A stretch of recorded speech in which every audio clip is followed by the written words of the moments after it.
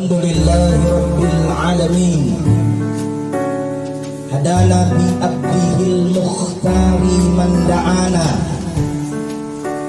ilaihi bil idni wa qad nadana labbaika ya man dallana wa hadana. Allahumma salli wa sallim ala sayyidina Muhammadin nurika syari' wa madadika al-jari' ujma'na fi kulli ajwar wa ala alihi wa sahbihi ya nur amma ba'd. Hadirin wa hadiran yang dimuliakan oleh Allah, di hari ini, di malam ini, di hari ketiga telah berpulang ke rahmatullah selama 3 hari lamanya, yaitu almarhumah Jumilah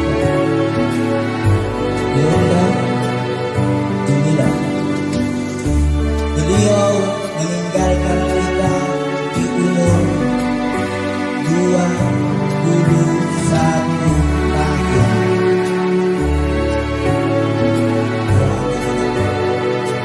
Masih tua muda. Syarat kematian ketika datang menghadap kepada kita, ketika malaikat pencabut nyawa sudah diutus oleh Allah, tidak ada kata anak kecil, anak balita, pemuda dan pemudika, perempuan kecil dan perempuan besarkah, umur belia atau umur dibuang. Allah tidak pernah memilih-milih siapa yang ingin cabut nyawanya. Kenapa? Karena Allah tahu mana yang duluan saya mau ambil, mana yang terakhir. Dari itu, kita semua yang hadir di sini adalah calon-calon mayit, calon-calon antrian yang semua pasti mati. Tidak ada jiwa yang selamat di muka bumi ini kecuali datangnya kematian. Mau anak kecilkah, mau masih di dalam kandungankah, mau sudah keluar di dalam kandungan, mau 1 bulan, mau 1 tahun, mau 10 tahun, mau 100 tahun pun, Allah tidak pernah memilih-milih berapa umur. Tapi Allah tahu yang mana yang duluan saya ambil, yang mana yang terakhir saya ambil. Hadirin wa hadirat jamaah tasyiyah yang dimuliakan oleh Allah Subhanahu wa ta'ala. Saya akan mengangkat satu tema di mana dalam hadis Nabi Muhammad ada 7 indikator untuk mencapai kebahagiaan di dunia dan tercapailah kebahagiaan dan keselamatan di alam akhirat kelak nanti. Kita semua yang hadir ini simak baik-baik 7 indikator kebahagiaan. 7 indikator kebahagiaan ini bisa dimiliki oleh semua yang hadir kalau dikerjakan dengan sebaik-baiknya. 7 indikator ini bisa kita gunakan dengan sebaik-baiknya, dan Allah tidak memilih kaya dan miskin, dan Allah tidak memilih kerja atau tidak kerja, ada pangkat atau tidak ada pangkat. Siapapun yang berhasil mengerjakan 7 indikator ini, maka insya Allah selamat di dunia, selamat di kubur, selamat nanti di alam akhirat. Masih banyak fase-fase yang perlu kita lewati, masih banyak perjalanan-perjalanan yang perlu kita lewati, karena dunia ini hanya tempat transit saja. Masih ada 5 fase setelah kita meninggalkan dunia ini. Masih ada 5 tahap yang perlu kita lewati. Di antaranya 7 indikator kebahagiaan dunia ini adalah, sini saya bahasakan, qalbun syakirun, yang Allah mengatakan qalbun syakirun, hati yang senantiasa selalu bersyukur di hadapan Allah Subhanahu wa ta'ala. Qalbun syakirun ketika Abu Bakar As-Siddiq mengatakan kepada Abu Bakar Siddiq, wahai sahabatku, sungguh engkau ingin mencapai keselamatan dunia, maka kerjakan qalbun syakirun. Apa itu qalbun syakirun? Orang yang selalu bersyukur besar dan kecilnya rezeki yang diberikan oleh Allah Subhanahu wa ta'ala. Jangan selalu protes, jangan selalu mengeluh. Besar sedikitnya Allah berikan rezeki kita pada hari ini, itulah yang patut kita syukuri. Mau 1.000, 2.000, 10.000, 100.000, 1 juta dan seterusnya, apapun yang Allah berikan di hari ini, itulah hak kita. Maka gunakanlah hak itu agar kita semua terhindar dari siksaan kubur. Apa ya bapak-bapak? Qalbun syakirun. Qalbun syakirun ini sudah diamalkan, sudah dikerjakan oleh salafus salih. Para ulama kita, para kiai kita sudah dikerjakan.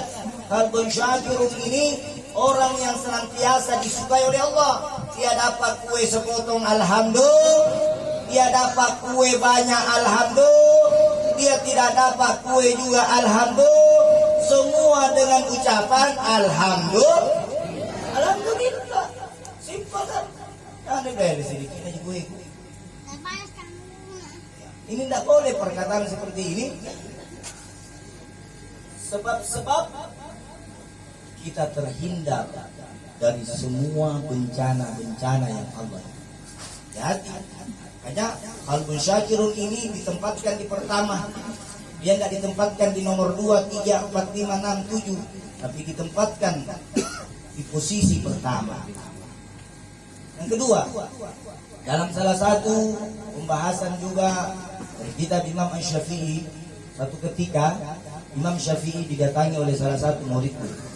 Imam Syafi'i ini adalah imam besarnya umat Islam.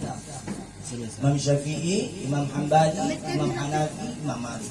Kita bahas ini sejarahnya Imam Syafi'i. Ketika itu Imam Syafi'i didatangi oleh salah satu muridnya. Ketika murid itu datang menghadap kepada Imam Syafi'i, menghadap, duduk dan bertanya, wahai guru, wahai mursyidku, apakah yang harus kulakukan agar aku selamat dunia dan akhirat? Ini Imam Syafi'i ditanya sama muridnya, pekerjaan apakah yang harus saya lakukan supaya saya selamat di dunia dan juga di akhirat? Maka Imam Syafi'i mengatakan kepada muridnya, wahai murid, yang dapat menyelamatkan dirimu itu di dunia dan di akhirat bukan sholatmu, bukan sholatmu, bukan zikirmu, bukan puasamu, bukan zakatmu, bukan hajimu, bukan umrohmu. Apa-apa murid ini melotot matanya dan bertanya kepada gurunya, kenapa bisa wahai mursyidku, sholat bukan jaminan kita untuk selamat, puasa bukan jaminan untuk selamat, zikir, doa, haji bukan syarat untuk selamat. Tapi syarat untuk selamat, kata Imam Asy-Syafi'i di dalam kitabnya, adalah syarat mengerjakan sesuatu itu dengan ikhlas dan bersyukur kepada Allah. Jadi syarat-syarat dan calon-calon kita bisa selamat dunia dan akhirat adalah bersyukur. Alhamdulillah, kalau sebentar tadi kita barusan sudah mengerjakan sholat isya berjamaah, alhamdulillah. Ada orang yang mau masuk masjid tidak bisa masuk masjid karena sakit terbaring. Ada orang diberikan kesehatan oleh Allah, sehat tubuhnya, sehat matanya, sehat pendengarannya, sehat tangannya dan seluruh tubuhnya dari ujung kaki sampai, tapi malas masuk masjid. Inilah orang yang tidak bersyukur di hadapan Allah Subhanahu. Ada orang sakit minta disehatkan supaya bisa sholat. ada orang sehat tapi tidak sholat. Nah, Imam Asy-Syafi'i lalu mengatakan kepada muridnya, wahai muridku, gunakan masa sehatmu sebelum datang masa sakitmu. Jadi pergunakan masa sehat sebelum datang masa sakit. Apalagi Sulawesi Selatan, Kota Makassar ini banyak orang sakit, banyak orang takut pergi rumah sakit karena takut di apa? Takut di apa? Takut disuntika atau takut dibilang corona? Kalau takut sama corona, kalau takut tak sama corona berlebihan daripada takut tak meninggalkan sholat, ini bisa mengandung kemurkaan oleh Allah SWT. Kalau kita takut meninggalkan sholat itu lebih bagus daripada takut dengan corona. Corona itu kita waspada, dijaga kesehatan. Banyak yang sakit. 2 minggu kemarin ini tercatat 780 orang meninggal karena flu. 780, saya baca beritanya tadi, ada 780 orang jatuh sakit dan meninggal karena flu, bukan karena corona. Pertanyaannya, kalau kita mau selamat dunia akhirat, apapun bentuk kematian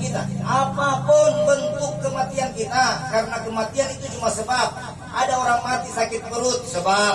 Ada orang mati tenggelam, sebab. Ada orang mati rem nusuk, sebab. Ada orang mati kedinginan juga, sebab. Ada orang mati sementara naik motor, sebab. Ada orang mati pada saat naik pesawat, sebab. Semua sebab dan musababnya itu ada. Bagaimanakah kematian itu kita husnul khatimah? Maka perbanyaklah kita mengingat Allah dan jangan menghindari yang namanya kematian. Jangan takut namanya mati, karena semua orang hidup pasti mati. Jangan cari mati, jangan mau mati, tapi hiduplah untuk mati. Yang kedua, dalam kitab ini dijelaskan bahwasanya indikator yang kedua, al-azwaj as-salihah. Al-azwaj as-salihah ini adalah berharap orang mendapat pasangan hidup yang saleh. Misalnya ada laki-laki sudah menikah, dia berharap laki-lakinya itu bisa menuntun dia, bukan laki-lakinya menjerumuskan dia. Begitupun juga sebaliknya, ada perempuan, ya Allah berilah saya laki-laki yang dapat menuntunku dunia dan akhirat. Berilah saya laki-laki yang bisa memperhatikan saya. Berilah saya laki-laki yang bisa mengajak saya masuk surga, bukan masuk neraka. Ini coba ini indikator berada di poin yang kedua. Berharap, ya Allah jadikan anakku menjadi anak yang baik, jadikan istriku menjadi istri yang soleha, jadikan suamiku menjadi suami yang soleh, anak-anakku ya Allah terhindar dari narkoba, terhindar dari perjudian, terhindar dari minuman-minuman keras ya Allah. Jauhkan balak dan bencana buat keluargaku, jauhkan balak dan bencana buat suamiku, jauhkan balak dan bencana dari istriku ya Rabb. Karena Allah yang telah memberikan kita kekuatan bisa duduk dan berdiri seperti ini. Allah semua yang mampu. Maka banyak-banyaklah berdoa dengan yang baik. Misalnya begini, ada tetangga berdoa, ya Allah mudah-mudahan itu anaknya di sebelah itu menjadi orang tidak berguna. Habib, diterima doanya atau tidak? Tidak. Allah tidak menerima doa yang tidak baik. Allah tidak menerima doa yang tidak baik. Allah terima. Seandainya saya berdoa, ya Allah mudah-mudahan rumah yang saya pakai berdiri di tempat ini semua mati dalam keadaan husnul khatimah, itu Allah terima. Kenapa? Allah terima. Kenapa? Karena baik. Orang yang selalu niatnya licik, berbuat buruk, berprasangka buruk, iri, dengki, hasut, tidak senang melihat orang bahagia, susah melihat orang bahagia, ciri-ciri ini adalah indikator yang celaka, dan celakalah dia di dunia. Kenapa? Karena dia tidak senang melihat tetangganya bahagia, dia tidak senang melihat keluarganya bahagia, dia ingin melihat selalu kehancuran dan kehancuran. Coba selalu kita berdoa. Makanya kalau berdoa kita sudah sholat, kalau orang sudah sholat, doa, bagaimana doa tak bisa diijabah oleh Allah, maka doakan saudara-saudara tak supaya doa itu diterima. Makanya kalau doa para ustaz di masjid, kalau sudah Allahumma ghafir lil muslimina wal muslimat wal mu'minina wal mu'minat al ahya'i minhum wal amwat innaka qaribun mujibud da'wati wa qadiyal hajat. Nah, doakan semua orang di sekitar sini, mau yang baik ataupun yang tidak baik, dia doakan. Yang tidak baik semoga menjadi baik, yang baik semoga bertambah baik. Jangan dibilang orang baik kita doakan menjadi tidak baik, orang kaya didoakan menjadi miskin. Tidak boleh kita berdoa demikian. Supaya apa? Supaya kita semua meninggalkan dunia ini tanpa ada beban dan dosa yang kita tinggalkan. Perkara kalau kita pakai musuh-musuh sama tetangga, apa perkaranya?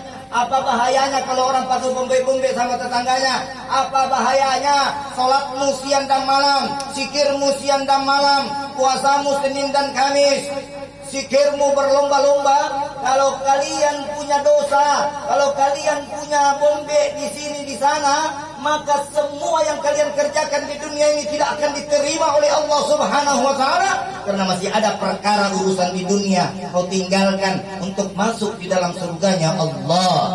Hati-hati saudara. Kenapa?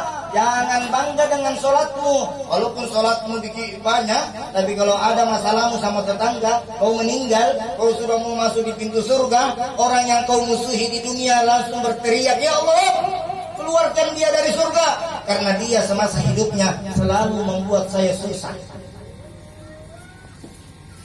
selalu karena carikan masalah."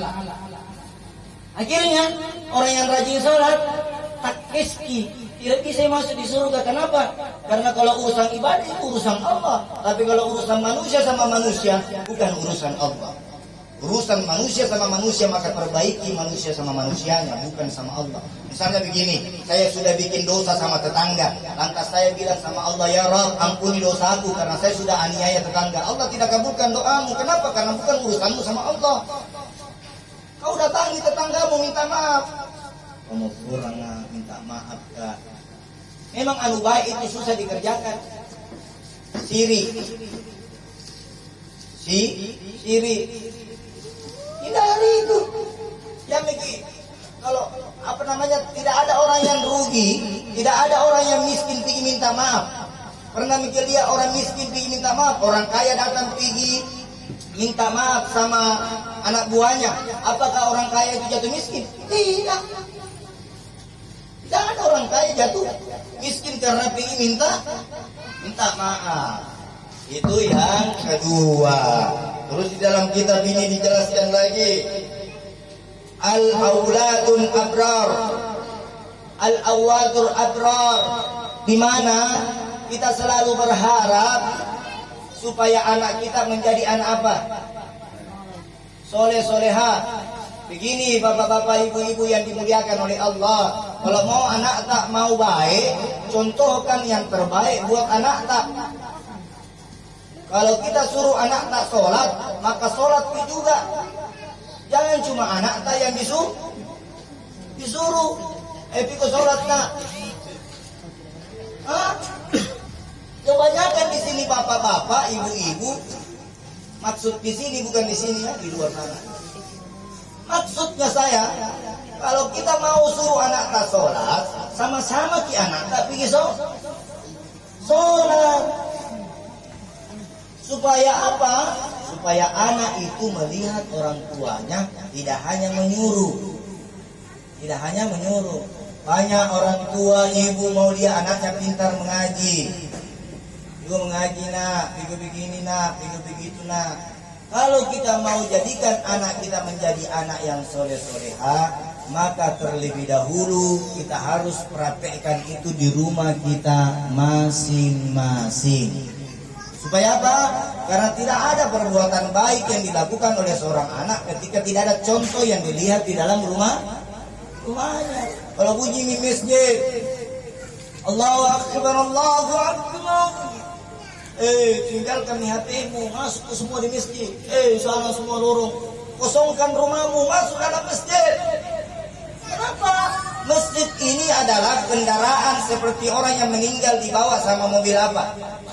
Ambulans. Kalau kita meninggal, yang membawa jasad kita itu adalah ambulans. Tapi amal ibadah kita, kalau kita rajin sholat di masjid, maka kendaraan nanti yang kita pakai menuju ke hadapan Allah Subhanahu wa ta'ala adalah kendaraan di mana kita tempatnya duduk, sholat dan berzikir di hadapan Allah. Itu kendaraan. Kalau masjid apa namanya? Kalau masjid Nurul Hilham kita pakai sebagai kendaraan untuk pergi menghadap kepada Allah, maka masjid ini juga akan menjadi satu saksi kelak di yaumil akhirat nanti. Maka itu setiap panggilan-panggilan sholat kita tunaikan, jangan diolor, jangan jangan diundur-undur. Tapi ambil tisu dulu. Bersama. Jangan diolor. Seperti layang-layang. Orang kalau anak-anak begini kalau main-main layang-layang, semakin naolor semakin enak. Apalagi ada lawannya. Begitupun juga orang sholat. Apa lawannya orang sholat? Lawannya syaitan. Ada lawannya. Pernah lihat orang kaya minta sama Allah, ya Allah, ada uangku 3M, saya mau mati ini, tapi bisakah kau berikan saya kesehatan supaya saya bisa masuk di dalam surgamu nanti pakai uang 3M? Tidak ada. Ini bukan korupsi. Di akhirat tidak ada korupsi. Kaya miskin semua sama. Perbanyaklah ibadah, perbanyaklah berprasangka baik, hindari prasangka buruk. Ini yang membuat kita selamat dunia dan akhirat. Ini baru 3, masih ada 4. Terus yang keempat di sini dalam kitab juga dikatakan al-bi'atus salihah, lingkungan yang kondusif, lingkungannya kondusif, aman. Bagaimana dibilang itu lingkungan kondusif? Doa kalau orang di masjid setiap maghrib, isya dan seterusnya, kalau masih ada orang yang tidak masuk ke dalam masjid, rugi sekali. Apalagi orang yang samping-samping masjid, depan masjid.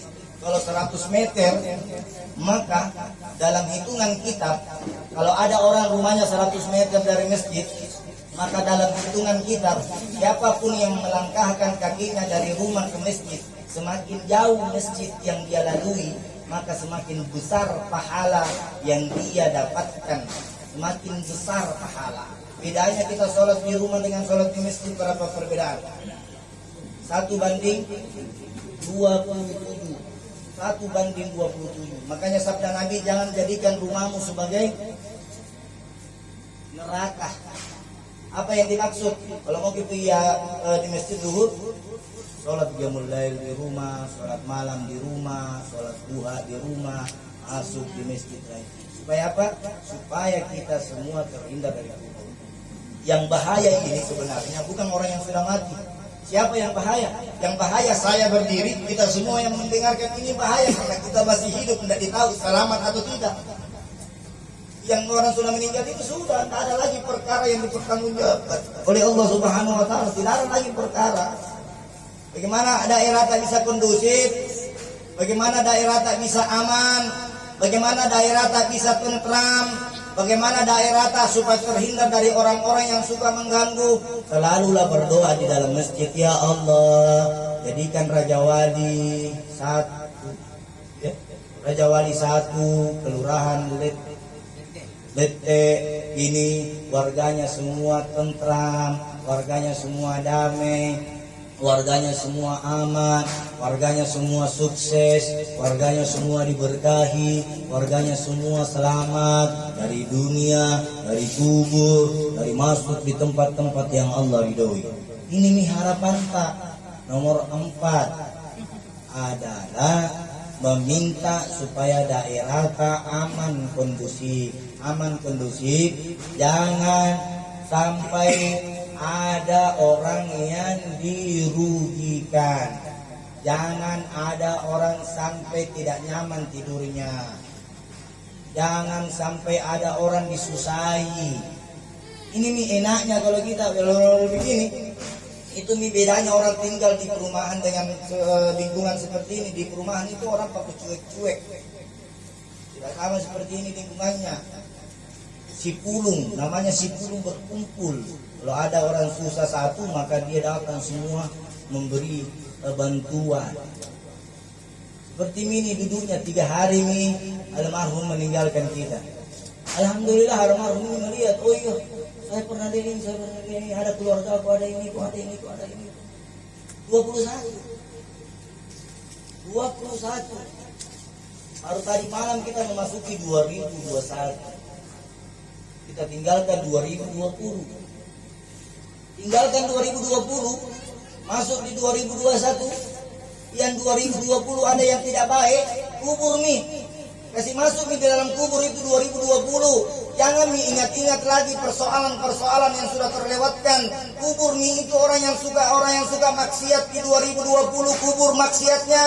Orang yang suka minum di 2020, kubur minumannya. Orang yang suka berjudi di 2020, kubur kidomina, jokerna. Apa lagi? Kubur di semua yang tidak baik. Alhamdulillah Raja Wali 1 tidak ada orang suka mendomi. Tidak ada suka orang menyoker tahu kan? Alhamdulillah suka dia. Tidak ada di sini. Araswa muka-muka surga bisa dia ini semua. Amin. Ya, bercahaya lampunya karena ada lampu di bawahnya. Tidak ada di sini semua masuk surga. Tidak ada orang suka minum di sini. Alhamdulillah saya boleh tidak ada. Jadi paling minum kopi. Iya. Tapi 1.000 na 2.000 na QQ1. Tidak ada di sini di depan sana. Saya tadi. Di jalan apa? Jalan apa itu di depan? Nah, itu yang ke-4. Terus yang ke-5. Al-ma'il halal. Al-ma'il halal. Kalau mau selamat, jangan makan uang haram. Hindari. Yang mikir mau banyak dapat tapi tidak halal. Biar sedikit tapi halal mau segitu begini. Kalau saya kasih pilih 1 juta atau 100.000. Kalau ada 100.000 tapi halal, ada 1 juta tapi tidak halal, mana kita pilih?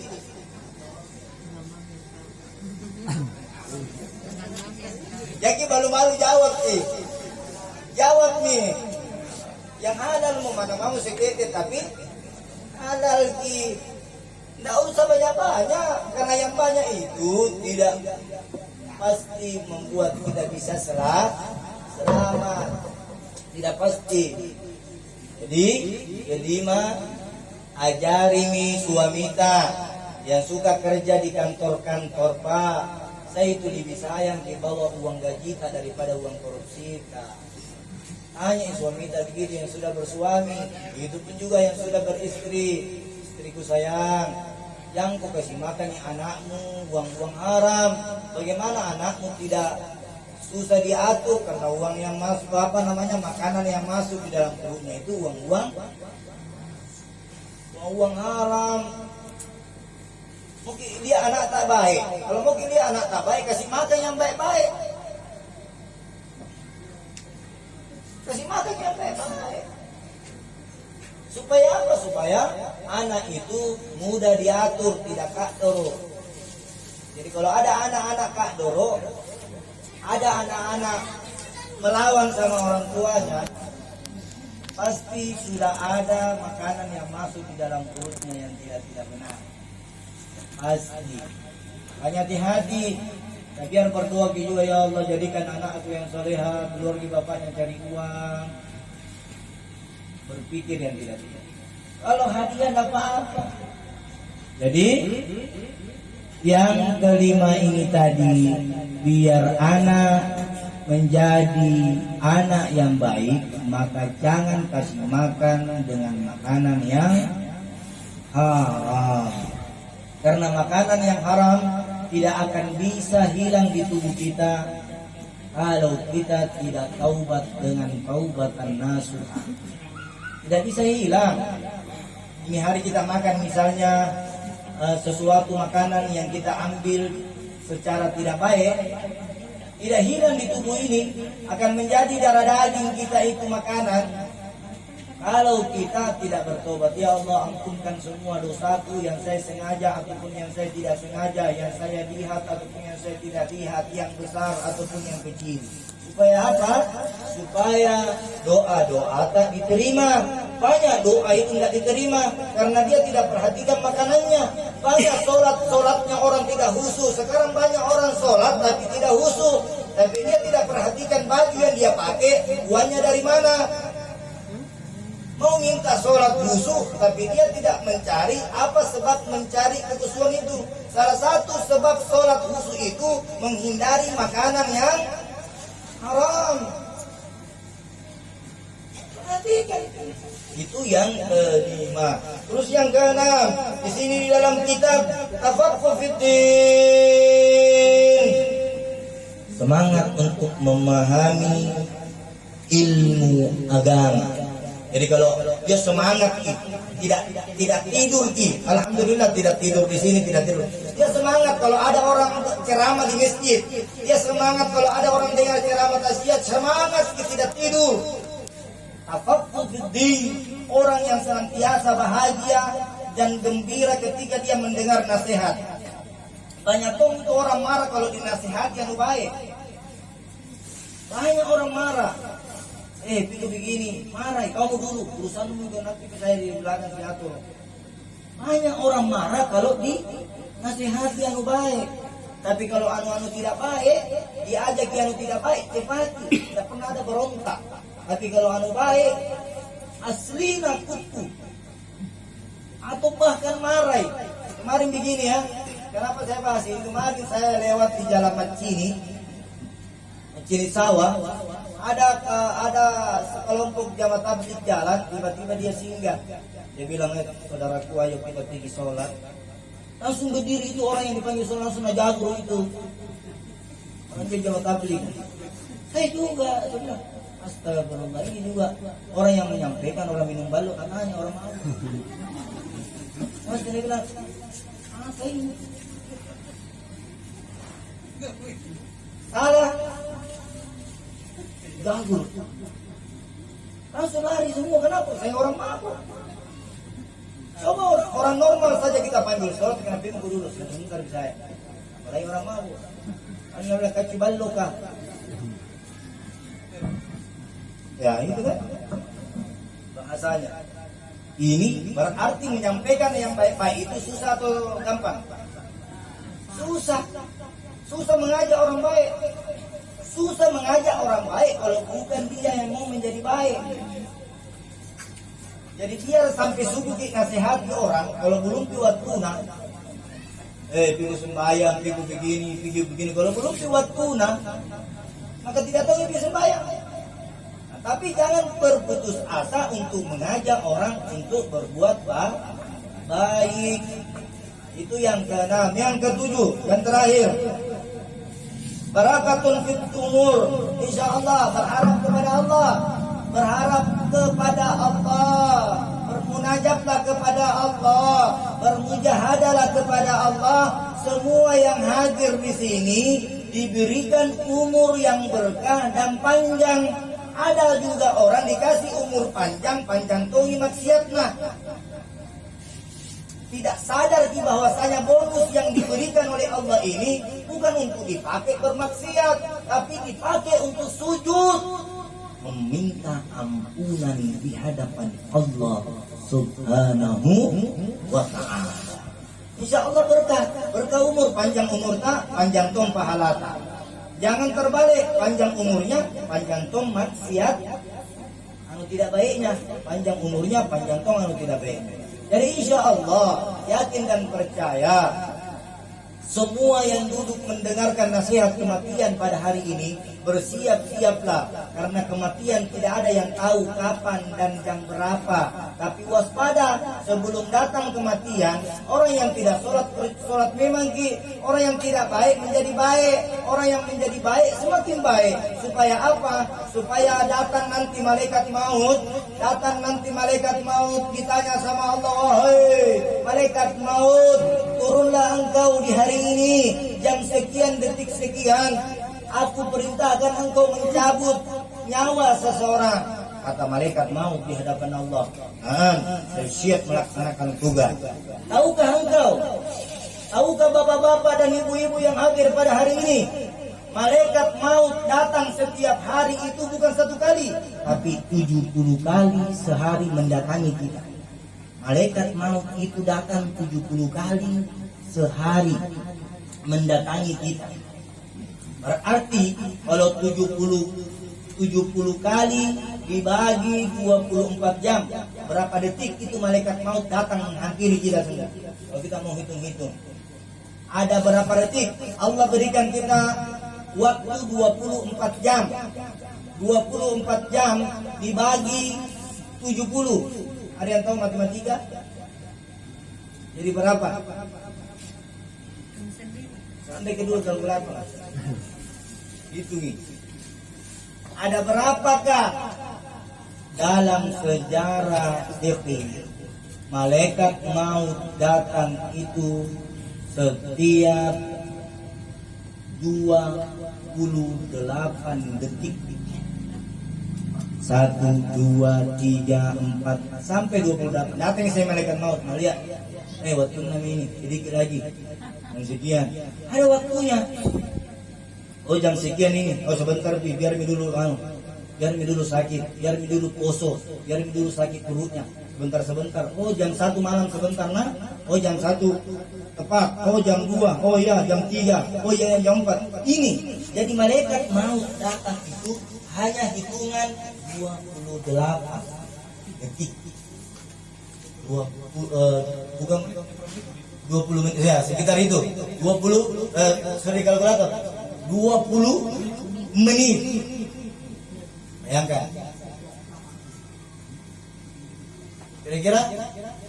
Kira-kira cepat atau lama itu?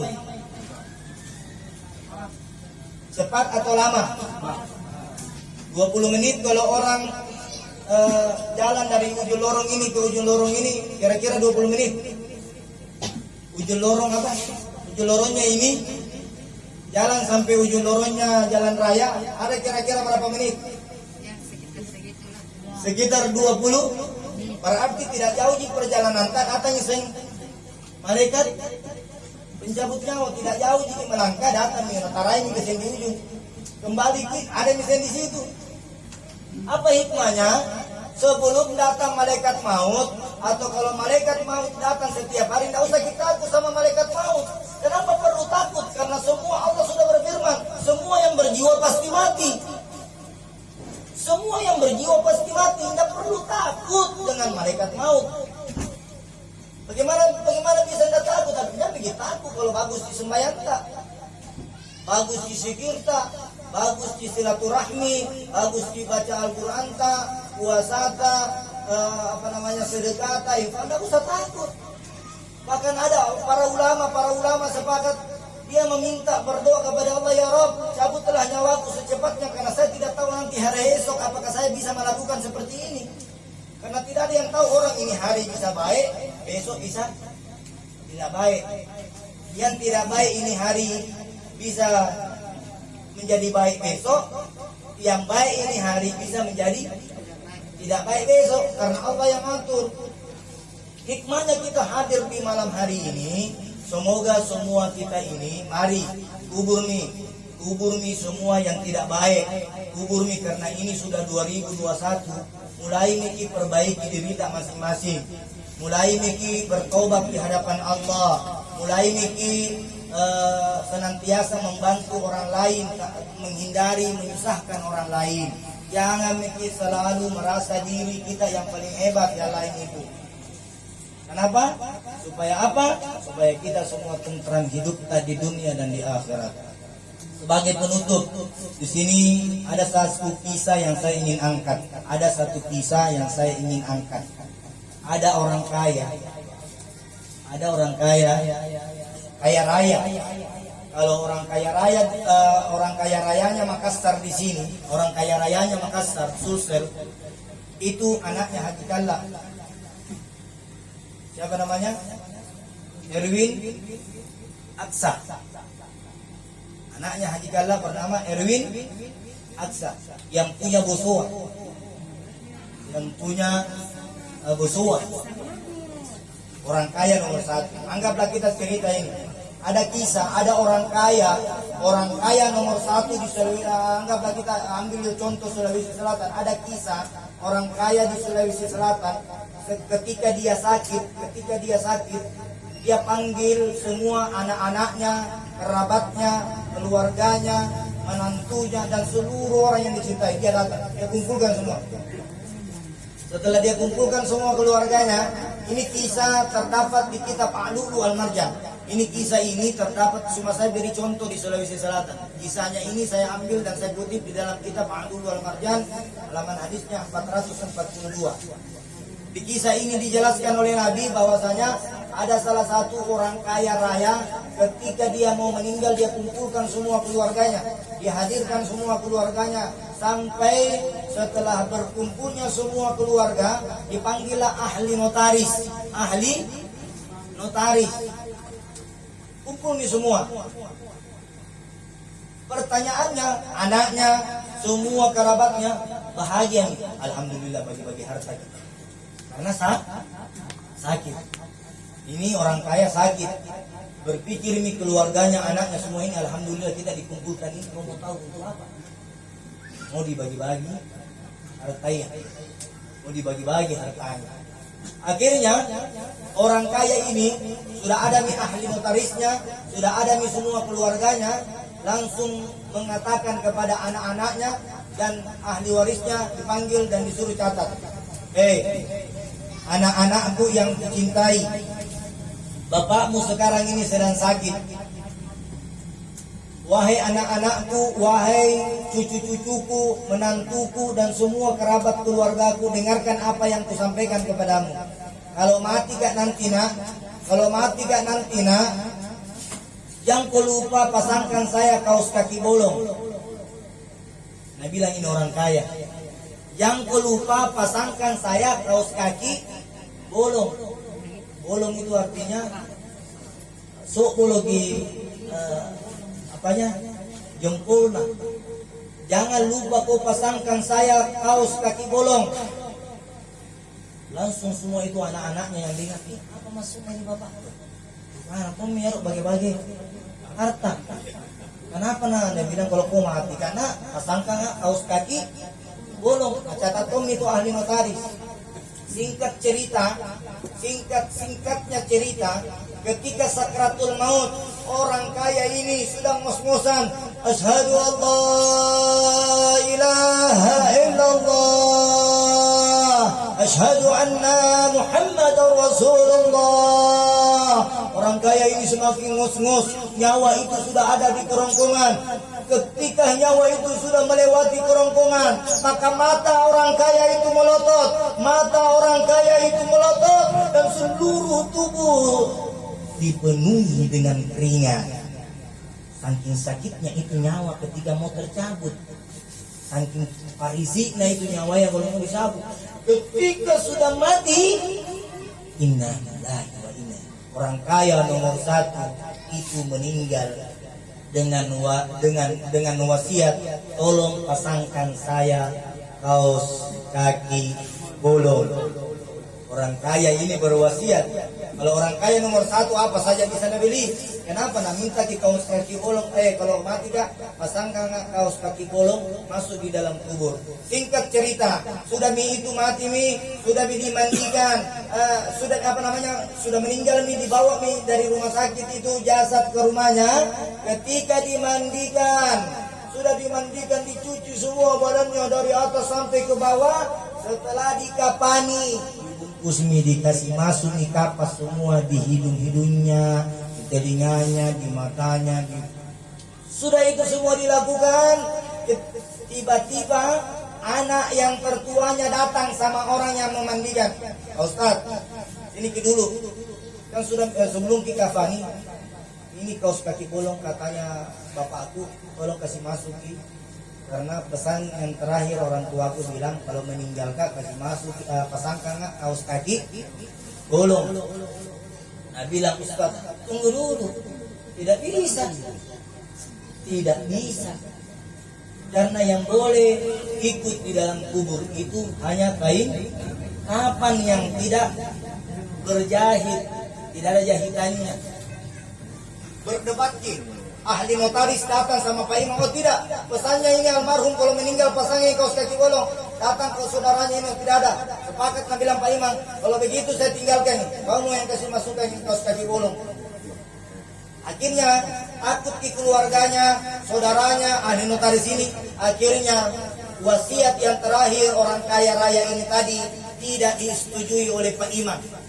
Kenapa? Karena tidak sesuai syariat, tidak sesuai dengan tuntunan. Maka kesimpulan dari cerita ini, orang kaya saja nomor satu mau bawa kaos kaki bolong di kubur dilarang, apalagi mobilnya, apalagi rumah besarnya, apalagi hartanya. Apa yang mau dibanggakan kira-kira? Apa yang mau dibanggakan? Orang kaya saja nomor satu mau bawa kaos kaki keke, nah tidak diizinkan. Apa yang mau dibanggakan dengan rumah-rumah besar? Apa yang mau dibanggakan dengan mobil-mobil Alphard? Apa yang mau dibanggakan dengan rekening-rekeningmu yang banyak uangnya? Itu semua bukan jaminan engkau bisa selamat di dalam kubur. Jaminan kita bisa selamat di dalam kubur yaitu kerjakan semua perintah Allah dan jauhi semua larangannya. Mungkin itulah yang saya bisa sampaikan. Kurang dan lebihnya mohon dimaafkan. Wabillahi taufiqul hidayah.